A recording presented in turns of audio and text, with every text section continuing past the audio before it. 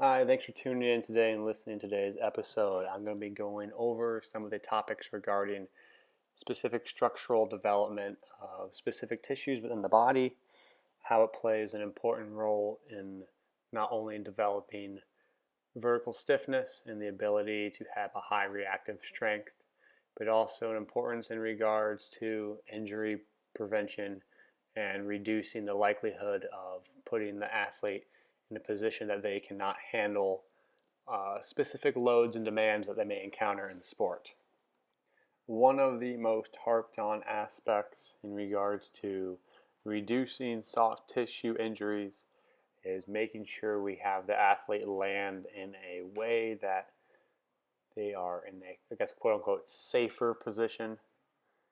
This is fine. Not trying to upset too many people with this, but to a point where that training only transfers so far. Yes, in a laboratory-based setting, we can specifically measure how ground reaction forces are being transmitted through the body. We can teach an individual to land in a specific way that may reduce these ground reaction forces. Thus, when they go perform that movement again on a force platform inside a lab-based setting, those ground force reactions are reduced, therefore exposing the tissues to less force demands. However, in a sport, more times than not, athletes don't have the luxury to think before they land. They don't have the luxury to be balanced when they land, and they really don't have the luxury at all to land in good positions. So we can do our best we can to teach them these positions just to get some basic motor patterns down, but we'd be doing them a disservice if we did not focus on some of those structures that are in quote unquote weak positions when they land with poor landing mechanics. And those, I guess, weak structures, if we're stronger, would not give out. However, those structures do give out, which ultimately leads to greater strain on passive structures such as tendons and can ultimately lead to a tear. So it's kind of like the idea of jumping out of a airplane as a paratrooper. No, there's no good way of landing, but the best we can do is give them the equipment to land in the safest way possible. Same thing applies in sports. We want to give our athletes the strongest physical structures possible to make sure that they have a more robust system that can handle loads that are awkward, unstable, or even when they're in, I guess, poor landing mechanic positions. If we can develop them to be strong in these poor positions, then the idea of reducing injuries is more likely to come into fruition than if we only trained proper landing mechanics. An example of this can be seen in gymnastics. A lot of times gymnasts deal with patellar and Achilles-based tendon issues and tendinitises. Typically, this comes from the fact that they're dealing with such high loads and high demands on their tissues when they're performing a pass on the floor on the mat.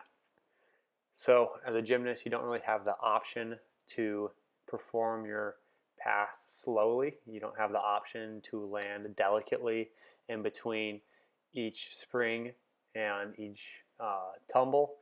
You have to move quickly and explosively and powerfully. So as a coach, we have, yes, the option to make sure that when they do pass through these movements that they're landing in a more efficient manner, but it's also on our shoulders to make sure that these structures can handle these high demands.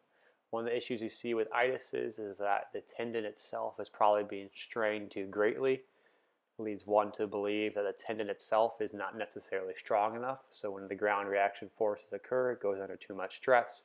Greater strain causes micro tears. These micro tears lead to inflammation. Eventually you have a tendonitis. So it might possibly be advisable to focus on strengthening these tendons, which in turn will allow the athletes to handle these quote unquote poor landing mechanics and landing positions by having them be stiffer and stronger, and makes their total physiological framework much more robust. And the hot topic word of injury resiliency can be used because the athlete will be able to go through series of movements and series of ground reaction forces that would otherwise hurt a quote unquote weaker athlete. Kind of bringing it full circle, we as coaches need to look at ways we can develop these tissues and the integrity of these tissues locally without having to overload them systemically. Yes, performing plyometrics off of depth jumps is a way for a large box depth jumps is a way to increase tendon stiffness. However, the ability to actually load these movements with either height or reps becomes somewhat dangerous.